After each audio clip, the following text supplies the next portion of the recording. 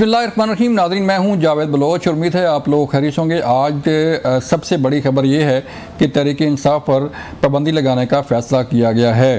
तहरीक इंसाफ के सर पे जो सानिया नौमी की तलवार है वो लटक रही है अब भी, और तहरीक इंसाफ के बानी चेयरमैन को भी सानिया नौमी के मुकदमात में गिरफ़्तार किया गया और अब फाइनली तहरीक इंसाफ पर पाबंदी लगाने का फ़ैसला किया गया। आज हुकूमती तर्जमान वज़ीर इत्तलात जो है वो उन्होंने प्रेस कॉन्फ्रेंस की था तारड़ ने, और इसमें ऐलान किया गया कि तहरीक इंसाफ पर पाबंदी लगाने के लिए सुप्रीम कोर्ट से रुजू किया जाएगा। इसके साथ साथ साबिक़ सदर डॉक्टर आरिफ अलवी, कासिम सूरी और तहरीक इंसाफ के बानी चेयरमैन पर जो है वो आर्टिकल 6 की कार्रवाई भी होने जा रही है। इसका भी फैसला किया गया और इसके लिए रेफरेंस जो है वो सुप्रीम कोर्ट में भेजा जाएगा। हम आपको थोड़ा सा रिकॉल करवाते हैं कि किन ग्राउंड पर जो है वो हुकूमत तहरीक इंसाफ पर पाबंदी लगाने के हवाले से फैसला कर रही है और किन जो ग्राउंड्स हैं वो सुप्रीम कोर्ट में क्या बयान कीजिए। जो ऑडियो लिस्ट चलती रही, जो बाकी मामला चलते रहे, थोड़ा सा आपको रिकॉल करवाते हैं कि तहरीक इंसाफ के बानी चेयरमैन उस वक्त के वज़ीर आज़म ने साइफर से खेलने के लिए क्या किया, और फिर तैमूर झगड़ा और शौकत तरीन के दरमियान क्या बातचीत हुई, फिर शौकत तरीन और बाकी लोगों के साथ IMF के साथ खत लिखने में जो है वो क्या बातचीत है, सुनिएगा प्लीज। अच्छा, अब हमने सिर्फ खेलना, नाम नहीं लेना अमरीका, बस सिर्फ खेलना है इसके ऊपर कि ये डेट पहले से। अच्छा शाह जी, हमने कल मीटिंग करनी, आपने, हम तीनों ने और वो फॉरेन सेक्रेटरी, उसमें हमने सिर्फ कहना है कि वो जो लेटर है ना उसके चुप करके मिनट्स आप जान के लेटर कह रहे हैं, लेटर नहीं है, मीटिंग की ट्रांसक्रिप्ट, वो ये है ना आपकी मीटिंग की ट्रांसक्रिप्ट है, वो लेटर एक ही चीज है, लोगों को ट्रांसक्रिप्ट तो नहीं समझ आ रही थी ना, तो पब्लिक जलसे में देखो जो IMF को ये 750 बिलियन का जो कमिटमेंट दी है आप सबने साइन करके दी है, तो आपने अभी कह देना है कि जनाबे वाला जो हमने कमिटमेंट दी थी वो फ्लड से पहले थी, अब फ्लड पे हमें बहुत पैसे खर्च करना पड़ेंगे, तो इसलिए हम आपको ये बता रहे हैं अभी से कि we will not be able to honour our commitment. That's all we want कि वो उनको इनके ऊपर जो प्रेशर पड़े। Would Pakistan as a state suffer because of this? Well, if frankly speaking, isn't the state suffering because of the way they are treating your chairman and everybody else? Sir, वो आपने खत बना लिया? अभी मैं बनाता हूँ उसमें I have an old letter. मैंने ज़कारी को भी कह दिया, उसने भी यही कहा कि जी बहुत हमें तो पैसे खर्च करने पड़ेंगे। जैसे it's a blackmailing tactic, पैसे तो किसी ने वैसे ही नहीं छोड़ते, मैंने तो नहीं छोड़ने, I don't know लगारी ने छोड़ने तो उससे भी नहीं छुड़वाएंगे ना आज, लेकिन हमने करना ये है ना कि आज ये खत लिख के और वो जो IMF वाली जो एस्टर है उसको कॉपी भेज देंगे ना, ताकि ये है कि पता तो चले को कि ये हमारे से आम ट्विस्टिंग करके जो पैसे रखवा रहे थे। ये वो ऑडियो लीक्स हैं जो पहले माजी में चलती रही हैं और सोशल मीडिया पर ये सब ने देखी सुनी कि किस तरह जो है वो तहरीक इंसाफ के बानी चेयरमैन साबिक़ वज़ीर आज़म जो है वो साइफर से खेलते रहे और किस तरह जो है बाकी मामलात के साथ वो खेलते रहे, IMF के साथ खेलते रहे। IMF को जो है वो कहा गया कि पाकिस्तान को इमदाद ना दी जाए। ये वाहिद सियासी जमात है जो चाहती है कि पाकिस्तान को इमदाद ना दी जाए, पाकिस्तान जो है बेशक दिवालिया होता है तो होता रहे। कल तहरीक इंसाफ के बानी चेयरमैन ने अडियाला जेल में दौरान समाअत सहाफ़ियों से बातचीत की। उसमें जो तहरीक इंसाफ का जो ऑफिशियल ट्विटर है, अकाउंट है, उससे ट्वीट की गई जिसमें नीचे लिखा गया कि तहरीक इंसाफ के बानी चेयरमैन का नाम लिखा गया, डेट लिखी गई और ये बयान उनकी तरफ से जारी किया गया। बहुत सारे इख्तलाफात होते हैं सियासत में और सियासतदान जो है वो इख्तलाफात भी करते हैं और एक दूसरे पर तनकीद भी करते हैं, लेकिन तहरीक इंसाफ के बानी चेयरमैन ने जो अल्फाज इस्तेमाल किए चेयरमैन नैब के लिए और आर्मी चीफ के लिए वो इंतहाई तशवीशनाक हैं, जिससे हैरानगी भी हुई। और ये भी हैरानगी हुई उससे, अगर हम उस ट्वीट को देखें, उस बयान को देखें कि अगर इंटेलिजेंस इदारे के सरबराह को अपनी नौकरी के लिए सिफारिश करवानी पड़े किसी खातून से, तो फिर जो है वो मुल्क कैसे चलते हैं, इंटेलिजेंस इदारे कैसे चलते हैं, ये जो है वो बड़ा सवालिया निशान बनता है। कि वो कहा गया कि मेरी बीवी को जो है वो कॉल की गई अपना जो है वो ट्रांसफ़र रुकवाने के लिए, उन्होंने ट्रांसफ़र नहीं रुकवाई तो फिर जो है मेरे खिलाफ जो है वो सारा ये प्रोपेगेंडा किया गया और सारी बातचीत की गई। इसी भी हम बात करेंगे आज के इन बर्निंग इश्यूज़ पर। हमारे साथ आज मौजूद हैं तैमूर झगड़ा साहब, तहरीक इंसाफ के सीनियर रहनुमा हैं, उनसे बात करेंगे। तैमूर साहब बहुत शुक्रिया वक्त देने का। सर बताइएगा कि तहरीक इंसाफ पर पाबंदी लगाने की वजूहात क्या हैं और क्या ये पाबंदी लग जाएगी या सुप्रीम कोर्ट जो है उसको पे जो है वो फैसला उसके खिलाफ दे देगी हुकूमत के खिलाफ। हमारे साथ मौजूद हैं इस सेगमेंट में तैमूर सलीम झगड़ा साहब, तहरीक इंसाफ के सीनियर रहनुमा हैं। तैमूर भाई बहुत शुक्रिया वक्त देने का। बताइएगा आज बड़ी खबर है तहरीक इंसाफ के लिए भी और मुल्क के लिए भी कि एक बार फिर तारीख जो है वो दोहराएगी। पहले भी पाबंदी लगी है सियासी जमातों पर और आज फिर हुकूमत ने बिलाखिर तहरीक इंसाफ पर पाबंदी लगाने का फैसला किया, जो काफ़ी अरसे से जो है सुन रहे थे कि तहरीक इंसाफ पर पाबंदी लगाई जा रही है, लेकिन आज बाज़ाब्ता ऐलान कर दिया गया। फॉर्म 47 की हुकूमत को जरूरत होनी चाहिए कि वो मुल्क में सियासी इस्तेहकाम लाए। ये तो अंग्रेजी में कहते हैं shooting yourself in the foot, अपने पैर पे गोली मारना या अपने पैर पे कुल्हाड़ा मारना, ये उसके बराबर है। दो तीन बातें करने की इजाजत आप देंगे। पहली चीज ये कि इमरान खान को कोई बैन नहीं कर सकता, पीटीआई को कोई बैन नहीं कर सकता और किसी भी सियासी जमात को कोई बैन नहीं कर सकता। ये पाकिस्तान की तारीख आपको बताती है। तारीख में जाए तो बैन होने की कोशिश कौन सी पार्टीज की गई है? जो बड़ी पार्टीज हैं, एक थी अवामी लीग, खुद ये कहते हैं कि 1971 से कंपैरिजन ना करें लेकिन इनके एक्शंस देखें, और दूसरी थी नैप, नेशनल अवामी पार्टी, जो कि आज एएनपी के रूह में जिंदा है। कोई फर्क जो है वो उससे भी नहीं पड़ा, भुट्टो साहब ने बैन की। ठीक है। इमरान खान ने पाकिस्तान को वर्ल्ड कप जितवाया, इमरान खान ने 3 कैंसर अस्पताल बनाए, इमरान खान ने नमल यूनिवर्सिटी बनाई, इमरान खान की जो भी खामियां हो एक सियासतदान होते हुए, उसने नौजवान पाकिस्तानी को, मैं इमरान खान को फॉलो करना एज ए पॉलिटिशियन शुरू किया 1996 में, क्योंकि उनको एज ए क्रिकेटर देखा था और वो हमारे लिए एक उम्मीद थे पाकिस्तान के सियासी निज़ाम बदलने का, और उसकी अक्कासी इमरान खान ने की जब उन्होंने 17 करोड़ पाकिस्तानियों को सेहत कार्ड दिया बतौर वजीर आज़म। तो इन गुनाहों के लिए इमरान खान पे आर्टिकल 6 लगाएंगे। आपने रिएक्शन भी देख लिया, मीडिया का रिएक्शन है कि गलत है, ओपिनियन मेकर्स का रिएक्शन है कि गलत है, उन सब का जो तहरीक इंसाफ के खिलाफ बड़ी सख्त बातें करते हैं, सारी पॉलिटिकल पार्टीज का रिएक्शन आपने देख लिया। मैं काफी टाइम से कह रहा हूं कि नून लीग को दुश्मन की जरूरत नहीं है। इलेक्शन हम जीते हैं, इलेक्शन में धांधली आपने की, इलेक्शन का रिजल्ट आपने चेंज किया, 2 साल पीटीआई के अगेंस्ट कैंपेन आपने की, उसके बावजूद पाकिस्तान की आवाम ने वोट दिया। और अभी मेरे ख्याल में तो ये इफेक्टिवली कंटेम्प्ट ऑफ कोर्ट है।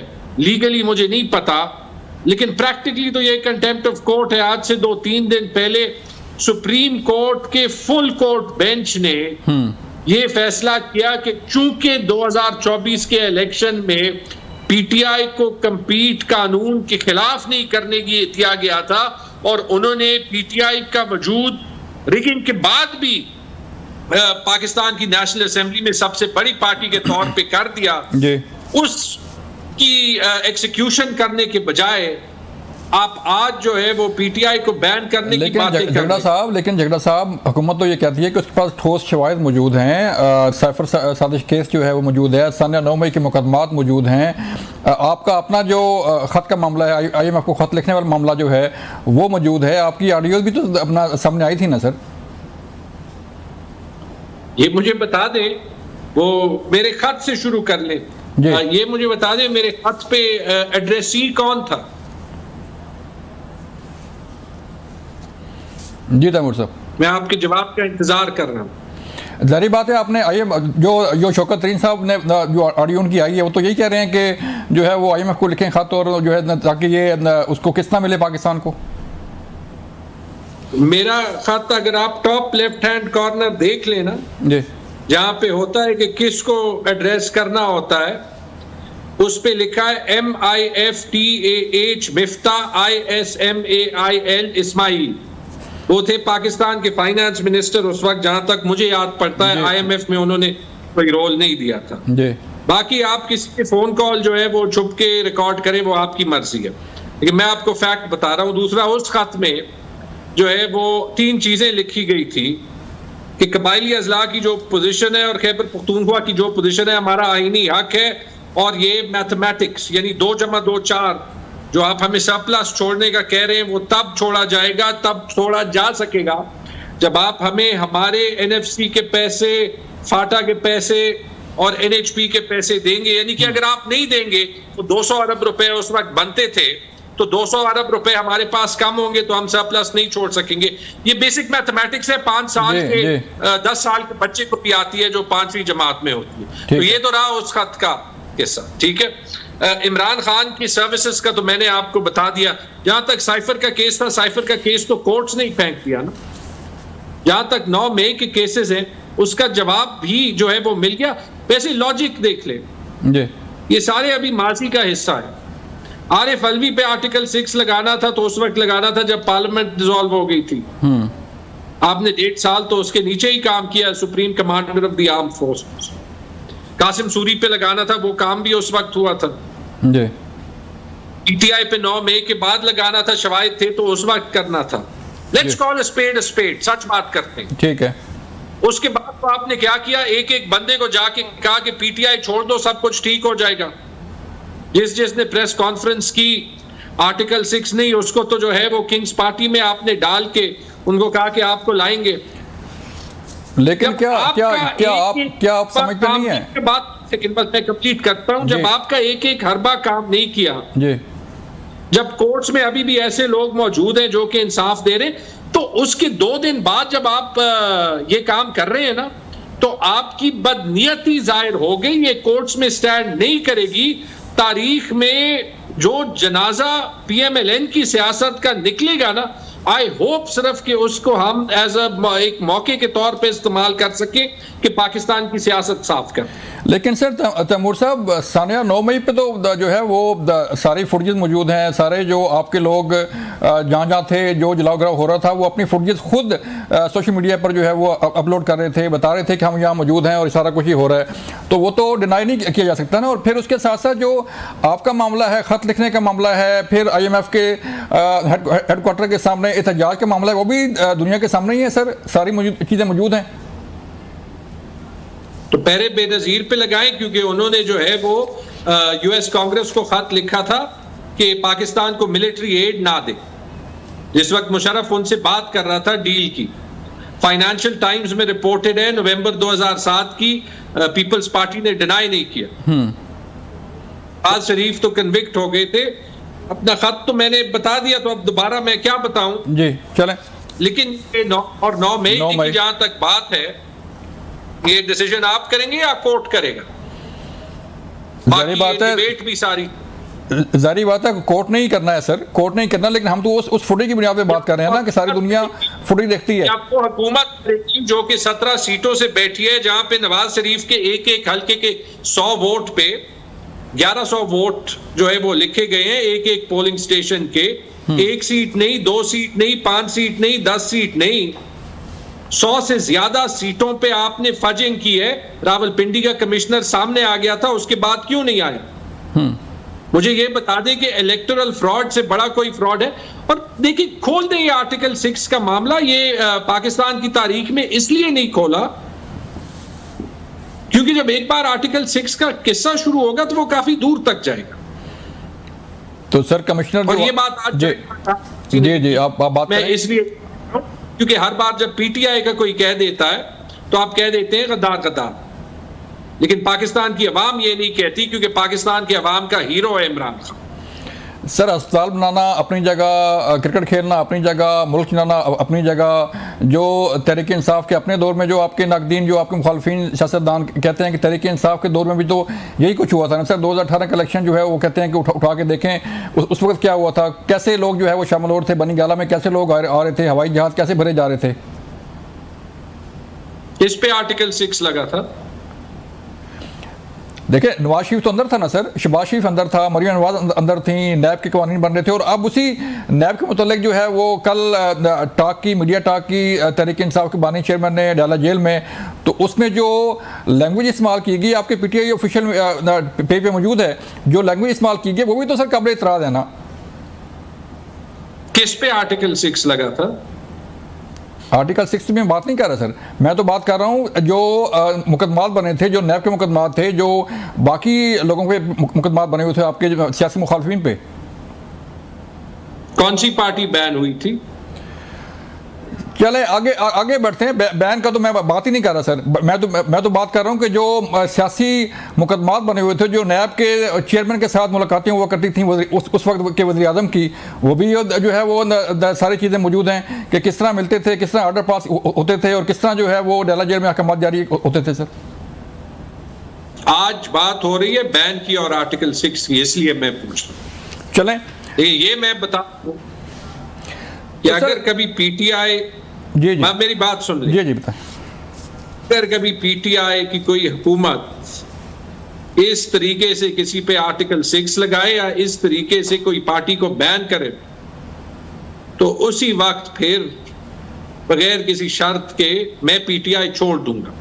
टाइम आ गया है कि सियासतदान आईन के साथ खड़ा रहे, इसमें ब्लैक एंड व्हाइट के अलावा कोई चीज नहीं होनी चाहिए। अभी देखते हैं कि जो वोट इज्जत देने वाले थे कि उनमें से कौन कौन, ये हर किसी का इनफरादी फैसला है, कौन कौन वाकई जमहूरी सोच में बिलीव करता है और कौन कौन वाकई वोट को इज्जत देता है।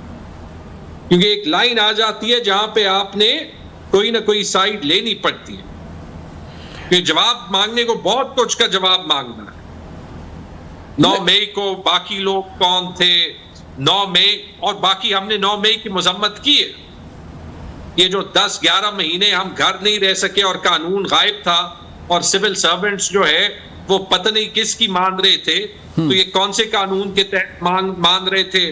ये जिन लोगों ने प्रेस कॉन्फ्रेंसेस की क्यों की, जिन लोगों की जबरी गुमशुदगियां हुई क्यों हुई, जब पंजाब पुलिस लोगों के पेपर्स फाड़ रही थी कौन से कानून के तहत फाड़ रही थी, जब 200 से ज्यादा पीटीआई के लेजिस्लेटर्स को जो है वो डिस्क्वालीफाई किया गया गैर कानूनी तरीके से, तो क्यों किया गया? जब इलेक्शन कमीशन ने सूबाई इलेक्शन 90 दिन में नहीं कराए, क्यों नहीं कराए? जब नेशनल इलेक्शन 90 दिन में नहीं कराए, क्यों नहीं कराए? बहुत से सवाल हैं जिनके जवाब देने पड़ेंगे इंशाअल्लाह, किसी ना किसी दिन तो ये सामने आएंगे। हमारा काम, हमारी जनरेशन का काम अभी पाकिस्तान को ठीक करना है, और इससे बड़ी भोंडी हरकत ये हुकूमत कर ही नहीं सकती थी जहां पे उन्होंने अपनी बदनीयती को एक्सपोज कर दिया।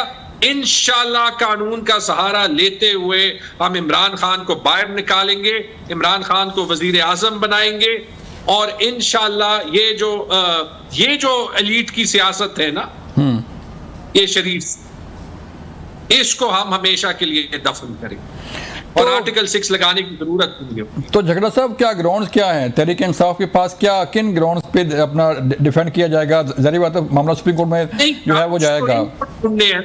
ग्राउंड्स ये है कि पाकिस्तान की सबसे मकबूल पार्टी है, पाकिस्तान का सबसे मकबूल लीडर है, वो लीडर है कि जब इंडिया ने हमला किया तो आंख में आंख देख के जवाब दिया। वो लीडर है जो कि यूनाइटेड नेशंस में खड़ा हुआ और उसने इस्लाम के लिए बात करके इंटरनेशनल डे ऑन इस्लामोफोबिया जो है वो मनवाया। वो लीडर के जब उसके against vote of no confidence भी हो रहा था, तो 1974 के बाद पहली बार पाकिस्तान में पूरी इस्लामी दुनिया को इकट्ठा किया। वो लीडर जो अमेरिका को भी आंख में आंख देख के बात कर सकता था, रूस को भी आंख में आंख देख के बात कर सकता था, जो हुब्बुल वतनी के लिए खड़ा था। बहुत ग्राउंड्स हैं। ठीक है, तो ये वही सर है ना, वो ये सर वही लीडर है ना जिन्होंने पहले सफर लहराया कि अमेरिकी साजिश है, फिर बाद में कहा कि नहीं अमेरिका जो है वो नहीं, अपना साजिश किसी और की साजिश है, जनरल बाजवा का नाम लिया गया।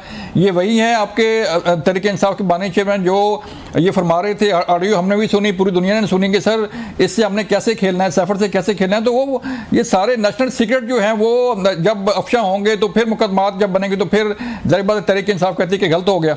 साइफर का मुकदमा हुकूमत ने कर लिया और वो कोर्ट ने बाहर फेंक दिया। इसके बावजूद के जजेस के कमरों में कैमरे लग रहे थे। मेरे ख्याल में ये काफी है। तो आर्टिकल 6 भी तो लगने जा रहा है सर। आर्टिकल 6 जो है वो डॉक्टर आरफ अलवी, सूरी साहब और तहरीक इंसाफ के बानी चेयरमैन साहब, उसको कैसे डिफेंड करेगी तहरीक इंसाफ? मैंने तो आपको कह दिया ना, कोई केस ही नहीं है। अगर आर्टिकल 6 बनता तो जिस वक्त ये क्राइम्स हुए थे उस वक्त लगाना बनता था। जब कोर्ट ने आपके हक में फैसला नहीं दिया और आप पीटीआई की मेजॉरिटी से डरते हुए अभी आर्टिकल 6 का ऐलान करते हैं तो इंशाल्लाह ये कोर्ट्स बाहर फेंक देंगे। चलें तैमूर भाई, मुझे लास्ट क्वेश्चन है, मुझे बताइएगा कि जो फैसला आया था सुप्रीम कोर्ट ऑफ पाकिस्तान से आपके हक में कि स्पेशल सीट का मामला जो है वो तहरीक इंसाफ को स्पेशल सीट दी जाए, वो नज़रसानी की अपील दायर कर दी गई है, चैलेंज कर दिया गया है। आप समझते हैं जो नून लीग ने चैलेंज किया है वो जो है वो तहरीक इंसाफ से दोबारा सुप्रीम कोर्ट से तहरीक इंसाफ को इंसाफ मिलेगा? नून लीग की हुकूमत अभी इतनी इन पावर है जितनी बहादुर शाह जफर का कंट्रोल था बरे सगीर पे जब वो बादशाह थे। लेकिन नजरसानी की अपील क्या होगी जब सारी कोर्ट जो है वो मिल के बैठी थी, फुल कोर्ट बेंच था। तो कर ले नजरसानी की अपील अगर उसकी गुंजाइश है, कोई फर्क नहीं पड़ेगा। चलें, बहुत शुक्रिया तैमूर झगड़ा साहब। ये थे तैमूर झगड़ा जो तहरीक इंसाफ का मौक़िफ़ जो है वो सामने रख रहे थे। मुझे एक ब्रेक लिए कहा जा रहा है, मिलते हैं ब्रेक के बाद।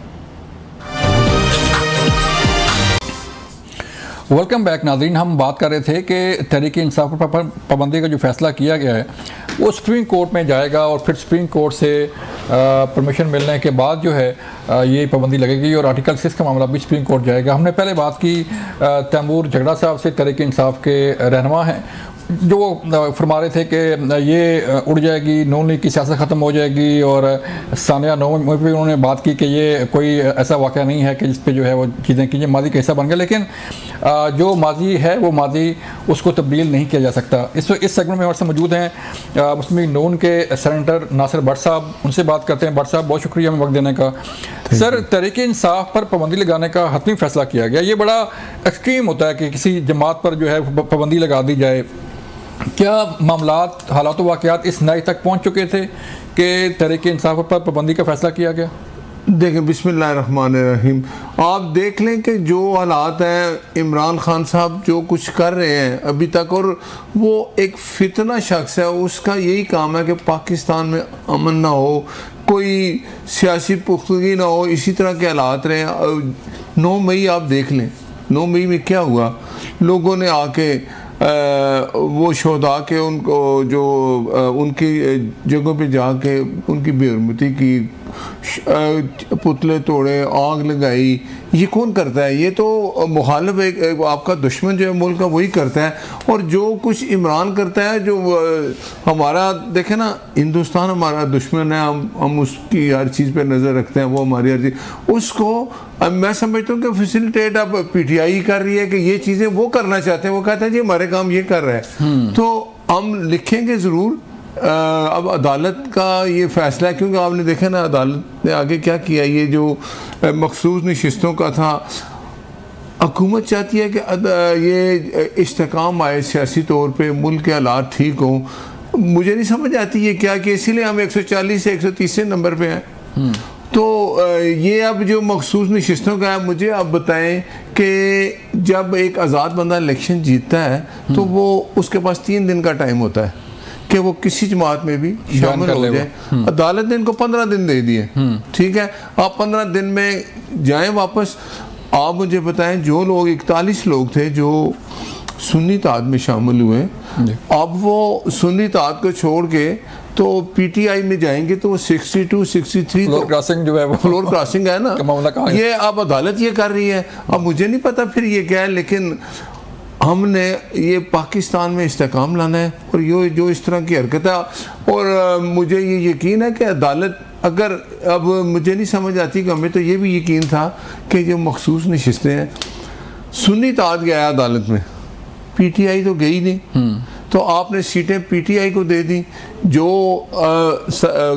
KP के अदालत में जो फैसला है वो उसके खिलाफ सुन्नी इत्तेहाद आई। ये हैरानकुन बात है, हैरानकुन बात है, वो थी नहीं। उन्होंने कहा जैसे आपको सीटें देते हैं, और सुन्नी इत्तेहाद तो ये कहती थी ना, उनका तो है मंशूर है कि अकलीतियों को तो हम मानते ही नहीं, उनको तो हम सीटें ही नहीं देते, हमारा उनके वो अकलीतियों को मानते ही नहीं है, उनको तो सीटें मिल नहीं सकती थी। तो ये अदालतें जो है अगर फैसले खुद ही करेंगी, कानून साजी काम है पार्लियामेंट, मुझे यकीन था कि शायद ये पार्लियामेंट में वापस भेज दें कि वहाँ से जाके आप कोई बिल पास होता है कुछ तो आप कर लें, लेकिन अदालत ने खुद ये सारा कुछ किया। तो ये जो कुछ अदम इस्तेकाम आ रहा है इसके अब पाकिस्तान में तो अमल नहीं हो सकता। और इमरान खान को जेल में रहना है। मैं अभी भी कहता हूँ कि 9 मई के वाक़े अगर सजाएं मिल जाती, अदालतों ने ये स्टे दिए हुए ना, वरना 1 साल हो गया है 9 मई के किसी बंदे को कोई सजा नहीं मिली। तो इसका ये मतलब ये है कि हम आप बताएं, अब जो हुकूमत चलाने के फैसले अगर वो अदालतों में होंगे तो फिर हुकूमत क्या करेगी। अब हमें बताएं कि हम बड़ी मुश्किल से पाकिस्तान में हम चाहते हैं कि इस्तेकाम आए, सियासी इस्तेकाम आए बाहर से। अब देखें सऊदीया है, चाहे दुबई है, किसी जगह से इन्वेस्टमेंट करने के लिए लोग पाकिस्तान आ रहे थे। तो अब ये जो फैसला हुआ है इसके बाद आप मुझे बताएं अदम इस्तेकाम अगर आएगा तो कौन आएगा। तो हम पाकिस्तान को तो जो ग्राउंड्स हैं बट साहब, जो ग्राउंड्स आप लेके जा रहे हैं सुप्रीम कोर्ट में पाबंदी लगाने की, वो समझते हैं कि आप ठीक हैं, वो उस पर इतना मवाद है आपके पास, जैसे साइफर के मतलब कहा जाता है कि साइफर कोर्ट ने उड़ा दिया, ठीक है। सानिया 9 मई पे जो है वो कहते हैं कि जुडिशल कमीशन जो है बनाया जाए तो वो मामला सारे सामने आ जाएंगे। फिर वो कहते हैं जी कि हमने IMF पे जो ख़त जो है वो तो लिखा ही नहीं था, और ये था वो था फलां था। नहीं, आप देखें वो इमरान खान के बयान निकाल लें, वो कहते थे कि IMF को वो खुद खत दिख रहा है कि कोई पाकिस्तान के साथ अब मुआहदा न करें, हम इसकी आके मुखालफत करेंगे, इसको ख़त्म करेंगे। साइफर इस तरह लहरा था ना इमरान खान ने कि ये अमेरिकी साजिश है मेरे खिलाफ, और ख़ुद उसके बाद जाके जो डोनाल्ड वो उसके पाँव पकड़ रहे थे कि उसके साथ मुलाकातें कर रहे थे। 9 मई है, 9 मई का इमरान खान ने एक दफ़ा भी ये बात नहीं कही कि ये जो कुछ हुआ है इसकी मैं कौम से माफ़ी मांगता हूँ या लोगों को चाहिए कि वो, हाँ, तो ये चीज़ें सामने हैं, अदालत के सामने हम रखेंगे। हमें यकीन है कि अदालत जो हमारा नवाज शरीफ साहब मरी में उन्होंने डेरे लगाए हुए हैं, सुना था कि बड़ी अहम मीटिंग होने जा रही है, और फिर वो सुना कि मीटिंग कैंसिल हो गई है। तो क्या कोई मुशावरत उनसे हुई ये तहरीक इंसाफ पर पाबंदी लगाने के वाले से, और फिर नजरसानी के अपील के वाले से जो फैसला आया सारा कुछ? देखें, अब तो जो हमारी जो हमारे साथ है पीपल्स पार्टी है, MQM है, जो हमारी कोलीग जमातें हैं, उनके साथ मुशावरत के बाद ये फैसला हुआ कि हम रिव्यू में जाएंगे, और ऑब्वियसली हम वहाँ जाके अपना मौक़िफ़ रखेंगे। और मुझे आप बताएं ना, ये चीज़ें सामने हैं आपके कि सुप्रीम कोर्ट कह रहा है कि भाई आप ये जिस आप 41 लोग हैं मेरा ख्याल है, कितने हैं, कि आप लोग ना अब सुन्नी इत्तेहाद से वापस चले जाएं PTI में। भाई फ्लोर क्रॉसिंग यही है ना, और 3 दिन होते हैं, इन्होंने कहा हम आपको 15 दिन दे रहे हैं, उसके बाद भी हमें आके बताएं क्या होता है। तो ये अदम इस्तेकाम और किस तरह आएगा। एक अच्छा भली हुकूमत जितना भी टाइम हमें मिला था, हम उसमें चाह रहे थे कि सियासी जमातें इकट्ठी हों। तो सर वज़ीर-ए-आज़म को क्यों कहना पड़ा कि मैं जितना मर्जी दबाव हो मैं इस्तीफ़ा नहीं दूंगा? कोई दबाव था उन पे या प्रेशर डाला जा रहा था कि इस्तीफ़ा दे दें? या नहीं, ये बात बिल्कुल वो इस्तीफे वाले, उन्होंने सिर्फ ये बात देखी, उन्होंने एक बात की ना, जिस तरह के अब सुप्रीम कोर्ट में अगर हुकूमत चलाने के इख्तियारात सुप्रीम कोर्ट दे लेगा तो आप क्या करेंगे? तो फिर आप मुझे बताएं ना, आपको तवक्को थी कि ये फैसला आएगा? एक जमात गई नहीं, एक जमात कोर्ट में गई नहीं, आपने उसको सीटें दे दी हैं, और वो जमात कहती थी कि हमें चीफ जस्टिस पे एतमाद नहीं है, ये इस बेंच में ना बैठे। आपने सुना होगा सब कुछ। तो इस तरह के अगर फैसले होंगे तो देखिए, हुकूमत की जिम्मेदारी होती है अवाम को जो है ना, अवाम के लिए कोई अच्छी चीज़ें मुहैया करें, ऐसे कानून साजी करें, हालात पैदा करें, मुल्क में रोज़गार हो, बाहर जो लोग हैं अगर वो इन्वेस्टमेंट करने पाकिस्तान में लाना चाहते हैं, हम इस तरह के जब हालात हो गए, अदम इस्तेकाम का कौन आएगा? तो ये चीज़ है। अब हम अदालत में जा रहे हैं, रिव्यू भी इंशाल्लाह ये फैसला हो गया है, तो मुझे यकीन है कि अदालतें भी देखेंगी। वरना अगर हम इस तरह के हालात रहेंगे तो आप मुझे बताएं, हम पाकिस्तान में हुकूमत की जिम्मेदारी होती है कि जो चीज़ें वो देखे गलत है। इमरान खान पे आर्टिकल 6 वो क्या उसको कहते हैं, वो एक थर्ड स्पीकर साहब, सूरी साहब, क्या नाम था, अब वो क्या कुछ हो करके गए, आप मुझे बताएं। अब उनको अदालत बुलाती है, वो नहीं आते हैं। तो ऐसी चीज़ें जो है, इनका इनके लिए बंदोबस्त जरूर होगा। हम अदालत से ही पूछेंगे, अदालत से ही पूछेंगे कि हम उनके ऊपर आर्टिकल 6 लगाना चाहते हैं। अब देखते हैं अदालत फिर क्या फैसला करती है। तो बाकी जमातें जो है वो MKM की थी प्रेस कॉन्फ्रेंस के, उन्होंने कहा हमें एतमाद में नहीं लिया गया। पीपल पार्टी जो है वो मुखालफत कर रही है कि तहरीक इंसाफ पर पाबंदी नहीं लगनी चाहिए। देखिए पाबंदी हम भी नहीं चाहते कि किसी सियासी जमात पर पाबंदी लगनी चाहिए, लेकिन जो हालात है आपके सामने कौम देख रही है कि इमरान खान एक फितना शख्स है। उसने आज तक मुझे आप बताएं, उसने अपनी जब हुकूमत थी उसने कभी अपोजिशन से बात की? वो कहता मैं इनसे बात नहीं करता, ये सारे चोर हैं। अब हुकूमत चाहती है कि आए हम आपसे बात करें, हम उनको उसने एक वो बना दिया 3 बंदों का एक पैनल बनाया जी कि ये बात करेंगे, दूसरे दिन कहता नहीं जी हम बात नहीं करते। इमरान खान ने यही करना है, इसका ज़रूर कोई ना कोई फैसला होना चाहिए। अगर इमरान खान इस तरह की हरकतें करेगा और उसको कोई कुछ नहीं कहा जाएगा तो फिर ये हालात आपके सामने हैं, अदालतें भी देख रही हैं, सुप्रीम कोर्ट ने जो फैसला किया वो भी अवाम के सामने है। हुकूमत का काम है कि मुल्क में अमन आए, इस्तेकाम आए, और अब हम अदालत में जा रहे हैं। 17 आगे 13 लोगों का बेंच था, अब 17 जो रिव्यू में जाएंगे तो हमें ये यकीन है कि अदालत हमारी बात सुनेगी और फैसला हमारे हक में होगा। ठीक है, तो क्या फिर इसका वे फॉरवर्ड क्या है सर? इसी तरह चलता रहेगा मुल्क के जो है वो धींगा मुश्ती, लड़ाई झगड़ा, अवाम जिन्होंने मैंडेट दिया है आपको भी, तहरीक इंसाफ को भी, बाकी जमातों को भी, तो वो अवाम कहाँ गई फिर? तो देखें ना, आपने बात की ना कि अवाम इस तरह कि हम पाकिस्तान को ऐसे तो नहीं छोड़ सकते ना। देखें, मैं अभी फिर कहता हूँ कि 9 मई का फैसला हो जाता। वो ट्वीट था एक जी, आपने देखा उस ट्वीट का क्या हाल हुआ? उस ट्वीट को भी इमरान खान ने डिलीट नहीं किया। ये भी कहता रहा ये मैंने नहीं किया, खुद कहता है। देखें अब मेरा कल ट्वीट से याद आया कि कल उन्होंने जो लैंग्वेज यूज़ की है अडयाला जेल में, वो ट्वीट पड़ा हुआ है, उसमें भी उन्होंने जो है पता नहीं जो बातें की हैं वो भी बड़ा हैरानकुन है। वो भी मैं यही कहता हूँ ना जी कि ये ऐसा क्यों हो रहा है? क्या वो लाडला भी तक है? उसको ये इजाज़त है कि कोई मुल्क में सुकून नहीं आना चाहिए, इसी तरह के हालात हैं, वो किसके एजेंडे पे है? फिर हमें बता दिया जाए, फैसला तो ये ज़रूर होगा। अब हुकूमत का काम है कि ऐसे हालात जो हैं इनको ठीक किया जाए, उसके लिए सख्त से सख्त फैसले किए जाएंगे। बिल्कुल भट्ट साहब, बहुत शुक्रिया। मुझे एक ब्रेक के लिए कहा जा रहा है, मिलते हैं ब्रेक के बाद। वेलकम बैक नाज़रीन। हम बात कर रहे थे कि जो ग्राउंड्स तहरीक इंसाफ के पर पाबंदी लगाने के हवाले से हुकूमत लेके जा रही है सुप्रीम कोर्ट, वो किस हद तक दुरुस्त हैं? क्या सुप्रीम कोर्ट जो है हुकूमती मौक़िफ़ तस्लीम करेगी, नहीं करेगी?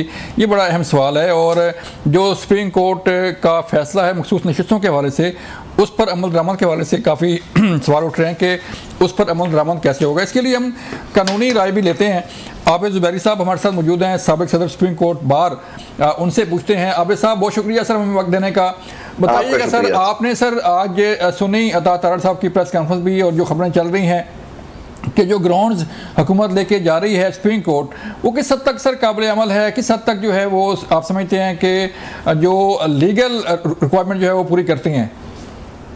बिस्मिल्लाहिर्रहमानिर्रहीम। मैं समझता हूँ कि ये एक डेस्परेट फैसला है जो हुकूमत ने किया। मैं समझता हूँ भट्ट साहब जैसे मंजे हुए सियासतदानों से ज़रूर इनको ओपिनियन लेनी चाहिए थी। वो आई एम श्योर इनको मना करते। देखिए, हमारी कौम की तारीख में कभी किसी पार्टी पे जब भी पाबंदी लगी, सुप्रीम कोर्ट ने उसको सेट असाइड, वो चाहे जमात इस्लामी हो 1964 में, चाहे नेप हो नेशनल अवामी पार्टी 1976 में, और अवामी लीग हो मुजीबर रहमान की उस पर, या कम्युनिस्ट पार्टी हो 50s में, कभी अपहोल्ड नहीं हुआ। ये सियासी जमातें जिनके लोग उन पर कामयाब नहीं होता। अब देखिए, जो 17(2) जो है आर्टिकल 17(2) वो कहता है कि आप अगर जो डिक्लेरेशन हुकूमत देती है कि ये पार्टी प्रेजुडिशियल इंटेग्रिटी के हुकूमत मतलब मुल्क की सालमियत के खिलाफ काम कर रही है, या बनाई गई है या कर रही है, तो उस पर वो पाबंदी आयद कर सकते हैं। लेकिन वो सुप्रीम कोर्ट फैसला करेगी 15 दिन। अब सुप्रीम कोर्ट का मतलब है जो अभी इंटरप्रिटेशन दी है पूरा फुल कोर्ट, तो उम्मीद अगर जब ये डिक्लेरेशन आएगा तो फुल कोर्ट बैठ के इस बात का 17 के 17 जज बैठेंगे और फिर फैसला करेंगे कि जो इन्होंने ग्राउंड्स दिए हैं क्या उस पर इस पार्टी पे पीटीआई को बैन किया जा सकता है या नहीं। ये तो एक ग्राउंड हो गया। और मैं समझता हूं कि इसमें इनकी कामयाबी का किसी भी जमात की कामयाबी का बहुत मुश्किल हाल होता है। और यहाँ अब 9 मई की उन पे कह रहे हैं कि 9 मई में एक भी 103 लोग फौज की तहवील में उनमें उनका केस सुप्रीम कोर्ट में सब जुडिस है। 20 को तो रिहा कर दिया था ना, 20 को तो रिहा कर दिया था शायद 85 नहीं, तो आप बताए सुप्रीम कोर्ट ने भी बेल्स दी है 9 मई के केस में, सुप्रीम कोर्ट ने। और वो आप जजमेंट पढ़ लीजिए जस्टिस मंदोखेल वगैरह का, तो उसमें आपको पता लग जाएगा कि एविडेंस ही नहीं होने का, सारी एविडेंस पुलिस की है, हथियार मिले नहीं। दूसरी बात है सर, प्रोसिक्यूशन तो हुकूमत का काम होता है, प्रोसिक्यूशन इनके पास होती है, शहादत इनको देनी होती है और इनको साबित करना होता है जुर्म। वो और एंटी टेररिज्म कोर्ट में जिसमें बहुत मुश्किल केस होता है, टेररिज्म का चार्ज है, वो इनको साबित करना था। इन्होंने आज 1.25 साल हो गया, आज तक एक केस में सजा नहीं दिलाई। जो लोग उसमें मुलव्विस थे उनको बिल्कुल सजा होनी चाहिए थी, लेकिन आईन और कानून के हिसाब से शहादत की बिना पे वो कोई सजा नहीं हुई। तो ये कहना कि इस पार्टी को जब तक सजा नहीं होगी उस पार्टी पे उसको इल्जाम ठहराना कि जी वो उसमें मुलव्विस थी, वो तो सिर्फ क्या सराइयां हैं या एक्यूजेशन है, इल्जाम है, लेकिन आपको साबित करना होगा। कोर्ट तो जारी बात है शहादत मांगती है ना, आप हथियार नहीं, हथियार बरामद नहीं हुए, हथियार उसमें क्या थे, जलाओ गिराओ में क्या हथियार लेके आते, वो डंडे थे या कोई और चीजें थी? नहीं, जो भी था, पॉइंट इज दैट कि वहां जब बात उठेगी तो ये भी बात आएगी कि पुलिस कहां थी, सिक्योरिटी फोर्सेस कहां थे, कि लोग वहां तक पहुंच गए। देखिए बात जब आगे बात चलेगी ना अदालत में, अदालत पूछेगी कि ये लोग कैसे रेड जोन में वहां से वहां आ गए, कैसे आ गए, और जिन लोगों ने किया। अच्छा, और एक चीज जो इनके खिलाफ जाएगी मैं आपको बताऊं, जो लोग उसमें मुलव्विस पाए गए और उन्होंने इन लोगों ने एक्यूज किया, हुकूमत ने और इदारों ने कहा कि ये लोग मुलव्विस हैं, उन्होंने आके पीटीआई के खिलाफ बयान दिया, उन्होंने आके पीटीआई के कहा कि वो जिम्मेदार हैं, वो लॉन्डर हो गए, वो उन पे उनको चार्ज ही नहीं किया गया। ये बात भी उठेगी सर कि वो लोग कैसे उन्होंने। सर चलें सर, इस पे आते हैं कि जो पाबंदी का जो फैसला किया गया और पाबंदी का जो आपने बताया कि शायद रिलीफ ना मिले या जो रेफरेंस लेके जा रही है हुकूमत, वो तस्लीम ना किया जाए, तो सर जो आर्टिकल 6 की कार्रवाई है जो साबिक सदर आरिफ अलवी साहब और कासिम सूरी और तहरीक इंसाफ के बानी चेयरमैन पर, तो उसकी क्या ग्राउंड्स हैं सर और किस हद तक? मैं तो कहता हूं बहुत अच्छा है ये आर्टिकल 6 लगाएं इन पे। मैं तो ये चाहता हूं कि ये लगाएं, इनको पता लग जाएगा कि आर्टिकल 6 का क्या इफेक्ट होता है। आर्टिकल 6 लग ही नहीं सकता। आर्टिकल 6 आज तक एक आदमी पे लगा है, वो है मरहूम मुशर्रफ साहब। उस पे फैसला आया था आर्टिकल 6 का, क्योंकि उन्होंने आइन को तहलीक और इन्हीं की हुकूमत को फारिग किया था 12 अक्टूबर 99 को। तो आप देखिए उसमें कितने साल लग गए और फिर फाइनली उसका फैसला आया। लेकिन आप देखें आर्टिकल 6 ये नहीं होता कि आपने सूरी साहब ने एक रूलिंग दे दी, रूलिंग के बेसिस पे उन्होंने एक रूलिंग दी, उन्होंने जो प्राइम मिनिस्टर का हक था वो तहलील कर दिया। हाँ, उन्होंने गलत इस्तेमाल किया, सुप्रीम कोर्ट ने उसको सेट असाइड कर दिया, वो अनकॉन्स्टिट्यूशनल एक्ट था। लेकिन वो आइन को तोड़ने, सबवर्जन में, सस्पेंशन ऑफ आइन के जिम्मे में आता है, नहीं आता। और फिर उसके बाद कानून हाई ट्रीजन एक्ट है, उसके अंदर भी एक बहुत बड़ा एक दिया हुआ है कि आदमी को उसके अंदर चार्ज होता है और जब तक एक सजा उसके अंदर होती है। 1973 का एक कानून भी है हाई ट्रीजन एक्ट का, हाई ट्रीजन का केस है सर, एक्सट्रीम गद्दारी का केस। तो ये आइन देखे, रोज हुकूमत ऑर्डर्स पास करती है, चीजें करती है, कोर्ट उसे डिक्लेयर करती है अनकॉन्स्टिट्यूशनल। जहां कोर्ट अनकॉन्स्टिट्यूशनल करती है उस पर आइन तोड़ दिया आपने, नहीं सर। वो कहते हैं आइन, अब इवन कानून जो पास करती है पार्लियामेंट, कोर्ट उसे डिक्लेयर करती है कि गैर आईनी है, उन पे भी आर्टिकल 6 लगना चाहिए क्या? फिर देखे ना, ये तो बात नहीं हुई। आर्टिकल 6 उस वक्त लगता है जब आपने आइन तोड़ दिया, फौज ने टेक ओवर कर लिया, या किसी अनकॉन्स्टिट्यूशनल मेथड से आपने एक डेमोक्रेटिक, एक इलेक्टेड गवर्नमेंट को फारिग कर दिया। ये वो चीजें होती हैं।